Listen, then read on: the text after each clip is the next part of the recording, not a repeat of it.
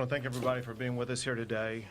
We're in Austin today as opposed to Kerrville because of deadly storms that have swept across central Texas and areas outside of the Kerrville area, and because of more expected storms that will pose life-threatening danger over the next 24 to 48 hours.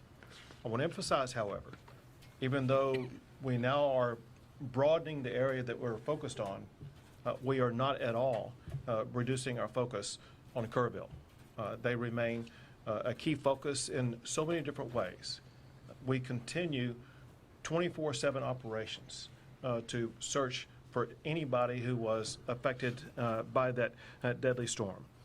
We still have our Department of Public Safety assets, the National Guard, Texas Task Force 1 and 2, and game wardens, all fully engaged in responding to the disaster in Kerrville.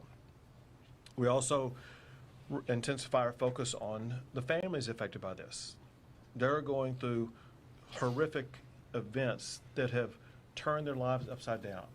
We're working to aid them, assist them with regard to counseling, grief, all kinds of things we can do to assist those families.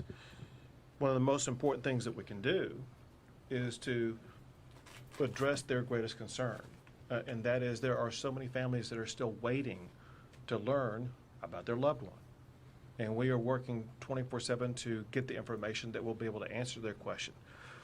What I can tell you is several things.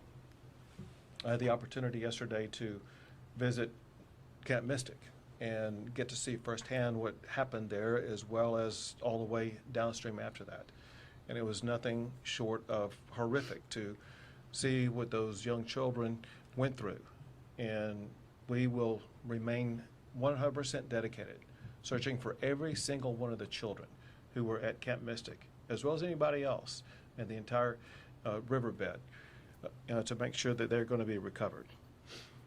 We know that parents and families, they want information, they want closure, and we want them to know that we are working as swiftly as possible to get them accurate information that will provide that closure.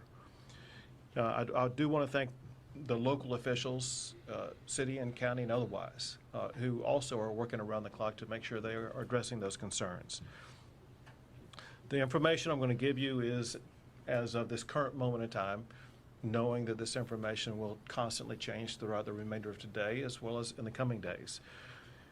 In Kerrville and Kerr County, there are 59 confirmed deceased. There's still 11 missing from Camp Mystic. Separate from there, in the Central Texas area, there are confirmed 10 deceased. And across the state, in all the areas affected by flooding, there are 41 known missing. It's important to emphasize this, especially in the Kerrville area. There were so many people who were just camping out, not children in camps, but adults camping out near the river, people in RVs and things like that. There are people who are missing who are not on the known confirmed missing because we don't yet know who they are. We will maintain our ongoing search throughout the entire river system to find anybody who may be missing.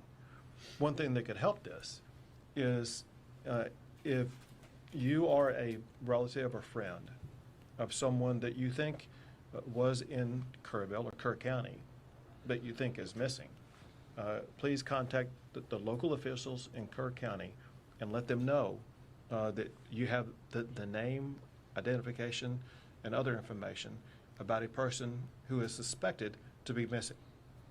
If, however, you don't have confirmed information about that and you're making phone calls, you are slowing down the process of the first responders being able to respond to those who are clearly identified as missing.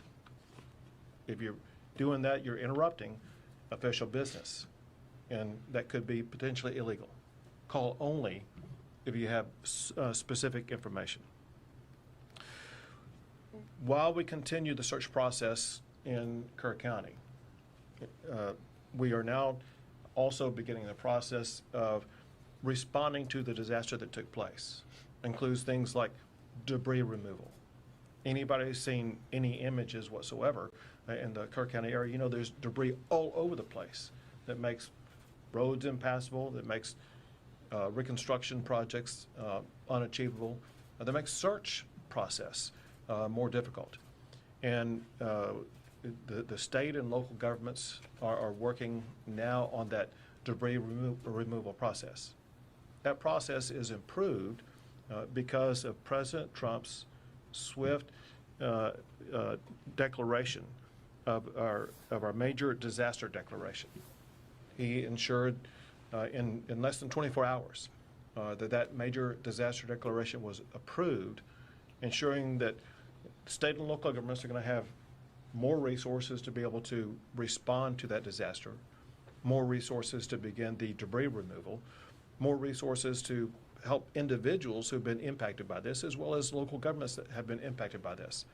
Bottom line is this, and that is the swift and very robust action by President Trump is an extraordinary help to our response. I also want to thank Homeland Security Secretary Kristi Noem, with whom I spent the day yesterday in Kerr County. I've been doing this a long time, and I've never seen anybody as responsive and as quickly in her response as what she was yesterday. She didn't wait to get back to us. She was able to, in a matter of minutes, get answers to very important demands. And on behalf of the state of Texas, we cannot thank her or the Trump administration enough. I've also been in contact with, and people reached out from Secretary Kennedy, Secretary Burgum, and others that in the entire administration are a tremendous help. I also want to add that there are governors across the country that have been in contact with either myself or with Chief Nim Kidd or state agencies offering their assistance, including Sarah Huckabee Sanders, the governor of Arkansas, Kim Reynolds, the governor of Iowa, Jim Pillen, the governor of Nebraska, Bill Lee, the governor of Tennessee, Glenn Youngkin, the governor of Virginia, Josh Shapiro, the governor of Pennsylvania, the governor of the state of Oklahoma, and Governor Landry in Louisiana. And again, I'm sorry if I missed some. I know there's others that are constantly reaching out. We're here, as I mentioned, in Austin today because there have been lives lost in this greater region. And importantly, there are dangers over the next 24 to 48 hours that could pose public safety threats to people in these regions. There is heavy rainfall that's already occurred, and there's more heavy rainfall that's expected that will lead to potential flash flooding broadly in these regions: the Big Country, Concho Valley, Central Texas, and once again, Kerrville. The point is this: if you're in any of those regions, you need to realize, for one, you're in an area with land that's already saturated with water. But for another, when more water comes down, it could lead to rapid flash flooding events. Now, there's nothing expected at this time to the magnitude of what was seen in Kerrville. That said, flash flooding can occur at lower levels of water than what happened in Kerrville.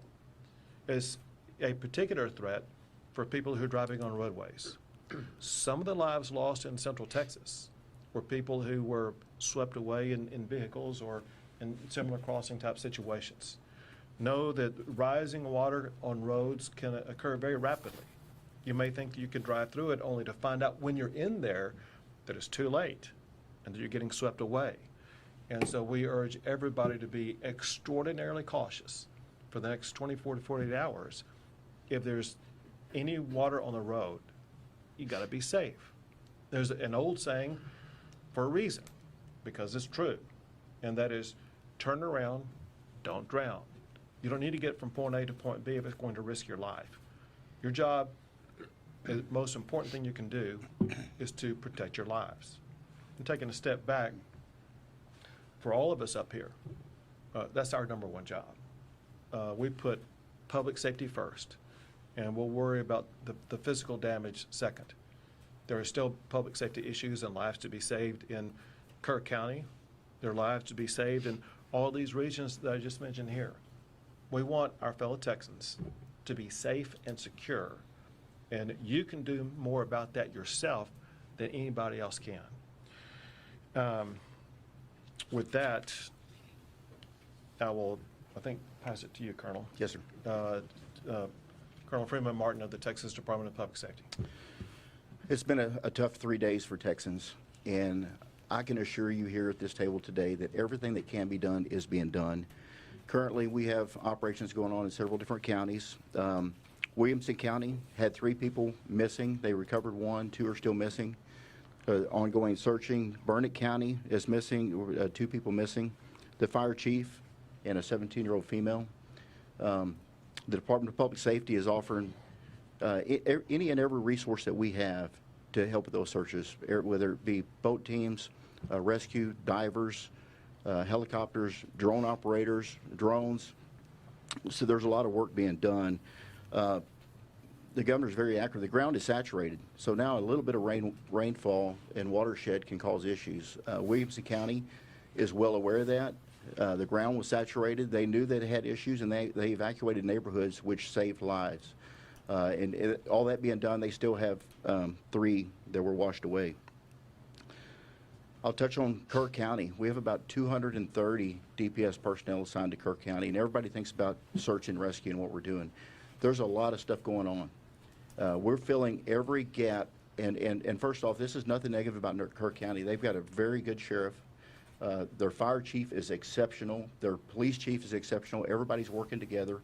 The outpouring of support, there's a lot of volunteers. There's a lot of good stuff going on, but there's a lot of there's just a huge need, and it's a large area. So we're providing 18 tactical marine units with boats. We've got 65 CID personnel assigned, over 230 in total.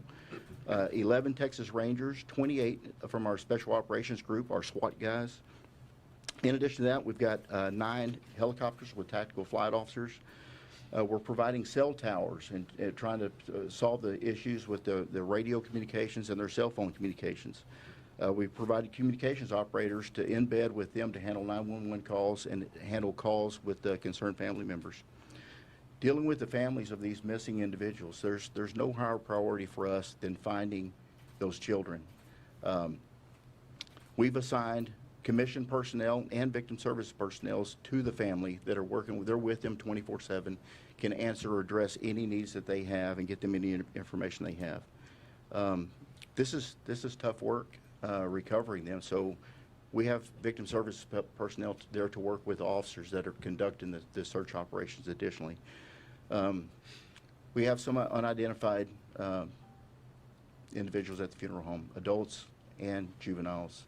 The Texas Rangers are collecting DNA from family members and from the deceased victims, and we're flying those to the University of North Texas in Dallas, and we will have answers with rapid DNA in hours, not days, to get some closure and information back to these families.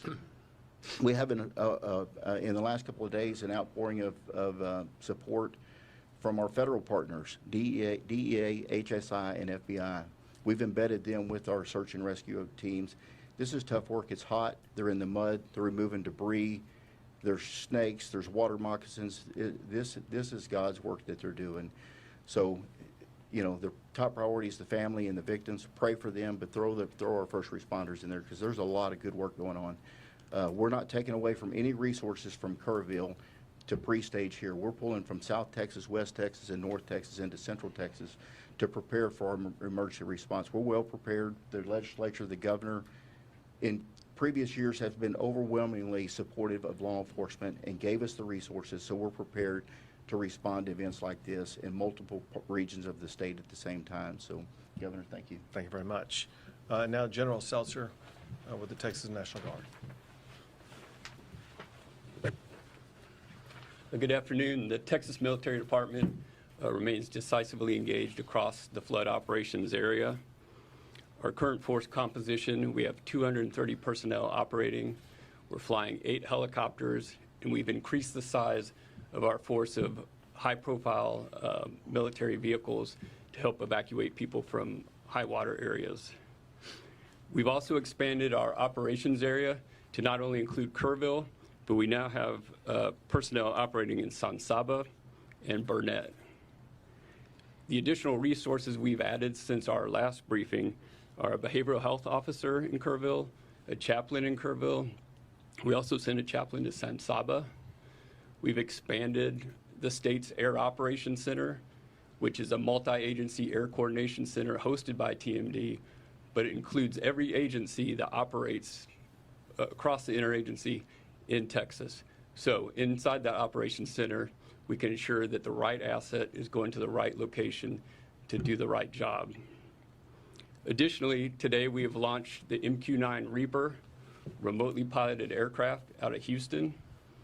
That aircraft departs Houston, goes out over the Gulf of America, and climbs to 18,000 feet, and then along a special FAA corridor, traverses over to the Kerrville area to conduct persistent SAR, persistent incident awareness and assessment operations. It's truly an eye in the sky for our search and rescue people. I'd like to thank the Federal Aviation Administration today.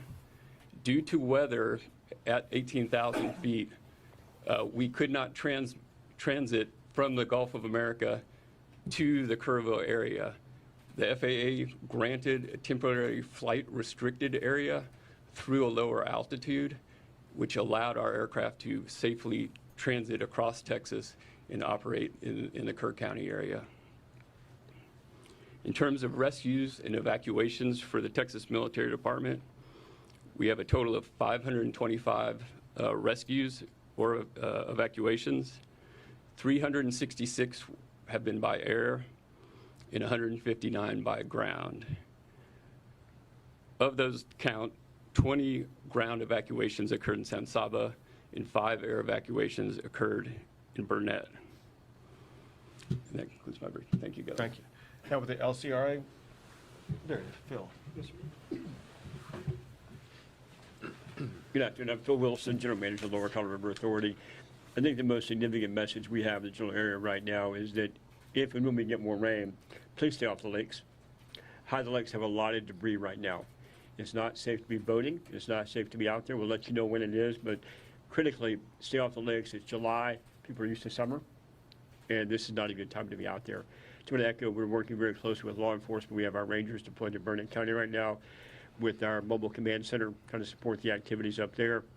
It's a partnership working all together with law enforcement, TDM, and everyone that's showing up to help assist. It's a very critical time for us. Next, what the governor said, we have a lot of saturation.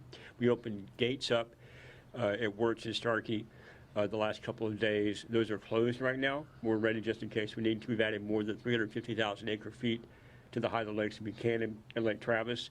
We're 67% full. We have a lot of room in headroom in case more water does come in to make sure those reservoirs do what they're supposed to do, which is to capture the water for the future and protect against flooding.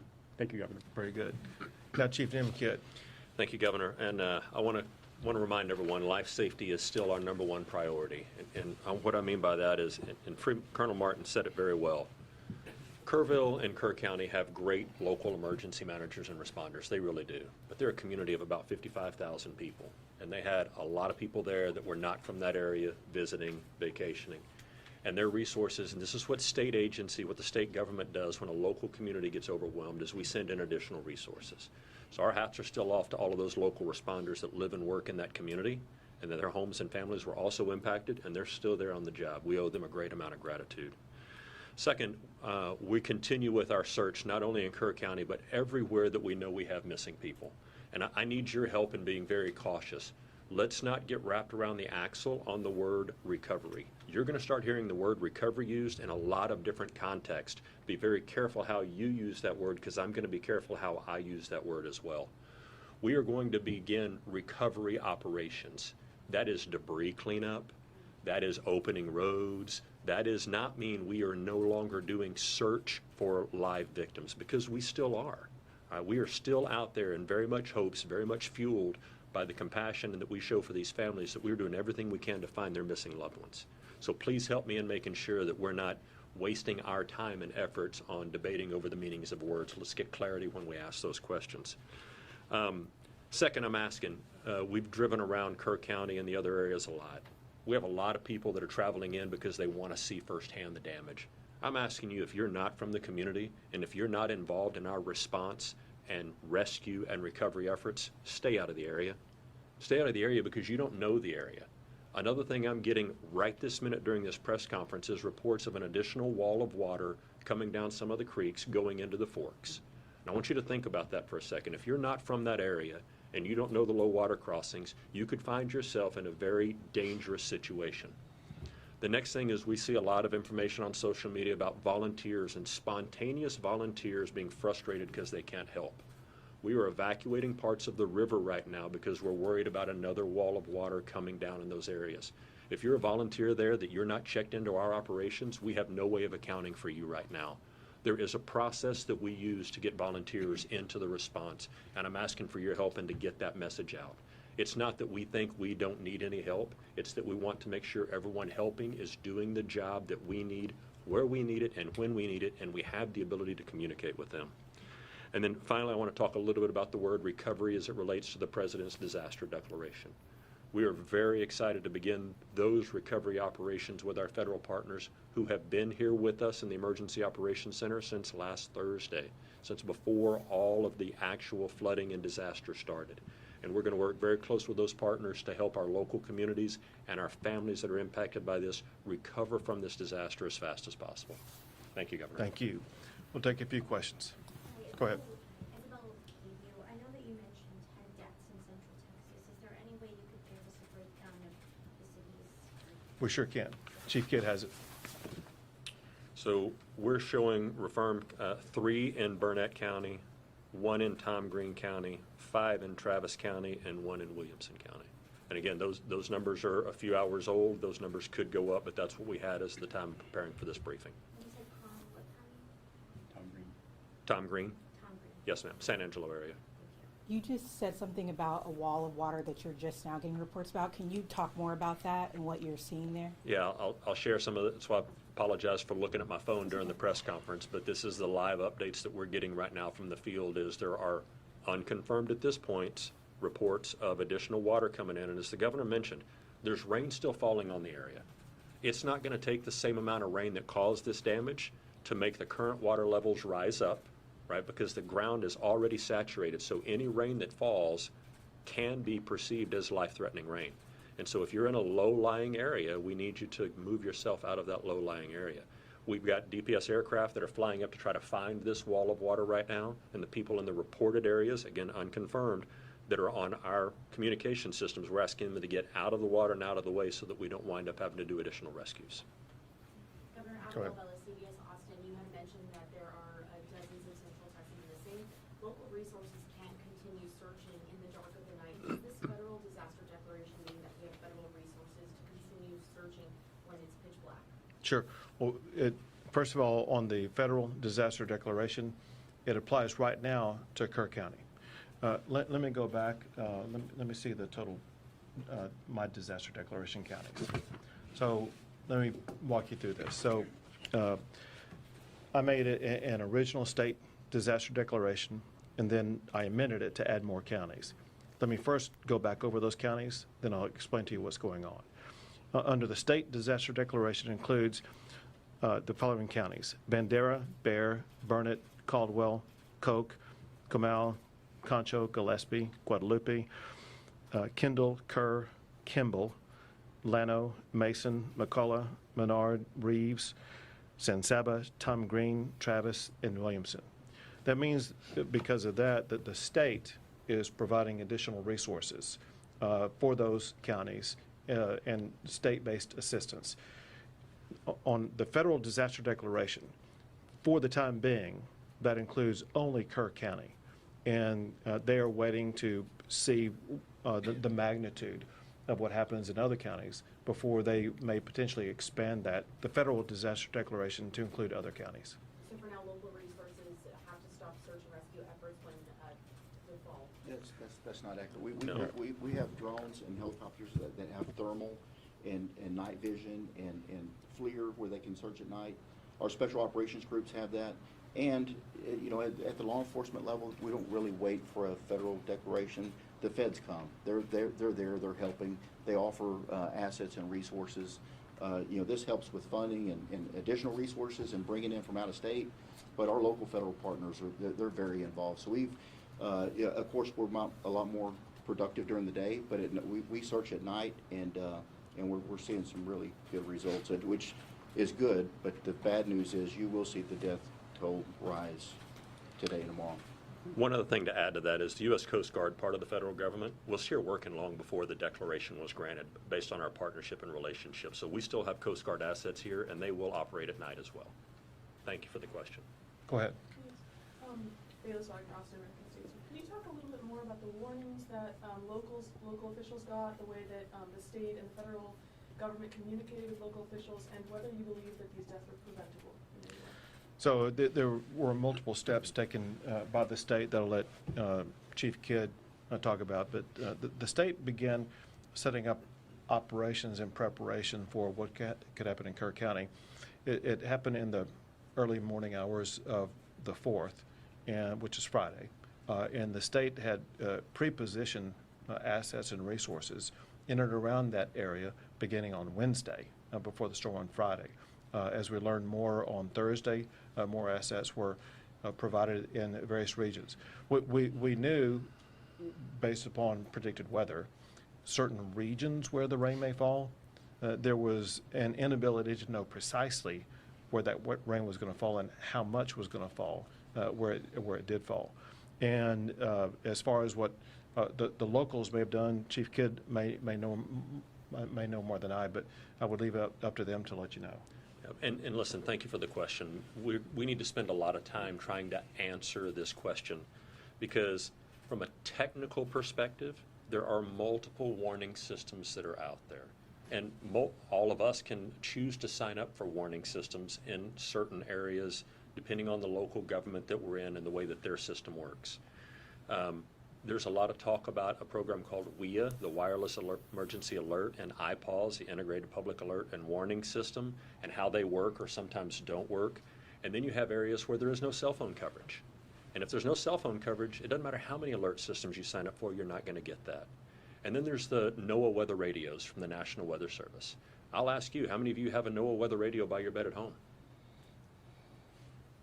And so there can be all kinds of alert systems that are sent, and we know that some were sent, some general messaging was sent early, some urgent warnings were sent at various times, but just sending the message is not the same as receiving the message, having a plan to do something when you receive the message, and then the ability to implement that plan. And so I really would love to have a separate conversation with all of you about how we can continue to get the message to the public about what they need to do when they get a message, what they should do when that message is received, and how they communicate that back to their loved ones and family members. Let me add this also, and I don't know if you guys saw this, but the city manager for Kerrville explained that on the morning of the 4th, he was out jogging at about 3:30 in the morning, and it just then began to rain a little bit. He got home and saw that it rained a little bit more, and he saw after that the torrent of water that was coming down the river. And the point that he made was that by the moment in time when they knew the magnitude of the water, it's a difficult decision whether or not to begin evacuating people or not, because if you have a warning telling everybody to evacuate, you could actually lead them to their death. We know that some deaths in Kerrville were people who died who got swept away who were trying to evacuate. And so local officials know the best about the terrain, about the danger spots and things like that, about who might be able to evacuate, those that would just be getting into a more dangerous situation. You talked in what you just said kind of about expertise and about just knowing the area, and that extends also to the National Weather Service folks who are in those offices and have years and years of experience. There are currently 6 vacancies in the local National Weather Service office that cover Kerr County. What is your perspective on how that could have impacted the warnings that you all were able to get and how accurate the information you all were able to get? So I know nothing about the staffing. What I do know is what they put out. And it's my understanding that what they put out was kind of the information that the state was operating off of, and that is that there were alerts or warnings about heavy rain, potential for flash flooding in certain areas. A problem with that is that to most people in the area, flash flooding would mean one thing, not what it turned out to be, because they deal with flash floods all the time. Just like I put people on notice in these regions of Texas right now. There's the potential for flash flooding, but there's no expectation of a water wall of almost 30 feet high. Governor Abbott, on that topic, we know that these alerts can be life-saving at times, and a lot of times these forecasters get their information from the National Weather Service. Are you communicating with your federal partners on how critical funding is for the National Weather Service in order to issue alerts like this in this disaster like this? It's one of the things that we spoke about when Secretary Noem was in, and this is part of ongoing conversations. And I'll add this.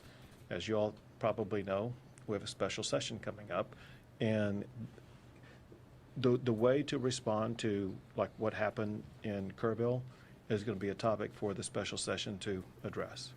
We have time for 2 more questions. Is part of what you want to address, because there was a bill that was going to create a council to kind of talk about what warning systems, and it was not successful. Is it a concern that there's all these camps along this area? This is an area that deals with flash flooding, but there were no sirens that were in this area. Can you talk about that and why that hasn't been funded to this point? Well, it's going to be something that will be looked at. As you kind of pointed out, these camps go back almost 100 years, and they are familiar with the water in the area probably better than anybody else. And they have their own ways in which to deal with warnings that would involve children, sometimes as young as 8 or 9 years old. And we need to evaluate what they know, how they respond, what they need. And that's why it's going to be good to have a session with all members working together that will bring different perspectives, because the reality also is this, and that is what's needed in that river basin at that location could be far different than what's needed in some other river basin across the state. Time for 1 more, folks. Go ahead. Hayden, Texas Tribune. Do you know if anyone tried to get warning to people at the camps outside of the automated disaster systems? I missed the first part of the question. Did anyone try to get warning to the people at the camps outside of the automated system? So I'm not sure that I understand the question. I mean, does somebody go door to door and knock on the doors, or? Yeah, we're just wondering if there are any official outreach in the area. You know, we talked to the county emergency manager when we were there the first day, and the county does have a plan for that county and the 18 or so camps that are in that county.